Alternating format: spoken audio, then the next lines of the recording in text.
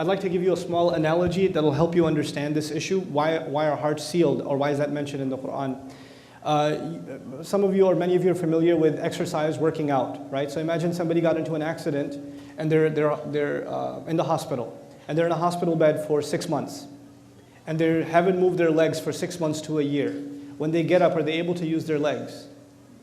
No, probably they tip over. Like that. If our muscles, if they're not worked, if they're not exercised, they start losing their ability to function. Like if you keep your eyes closed for 5 years, you're probably going to open them blind. You understand?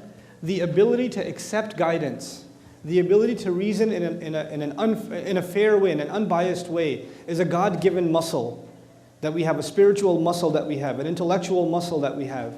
And people at the time of the Prophet ﷺ were invited to exercise that muscle. And they refused to. They refused to exercise the ability to take in and seriously consider truth when it came to them.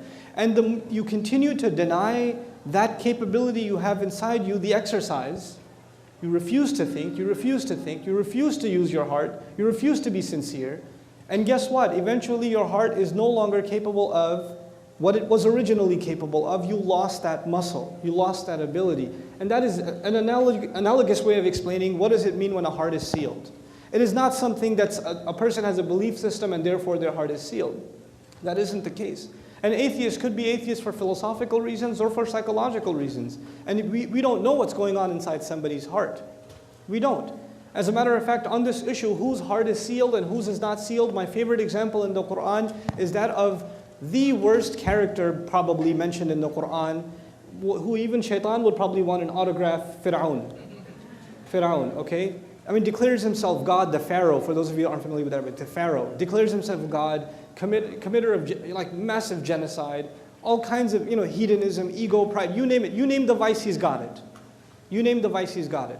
And yet, when Moses is sent to him, alayhi salam, to speak to him, he's supposed to not judge what's in his heart, and he's told, "قُلْ هَلْ لَكَ إِلَىٰ أَن تَزَكَّىٰ." Is there anything left in you? You might want to cleanse yourself. Maybe you want to become a good person now.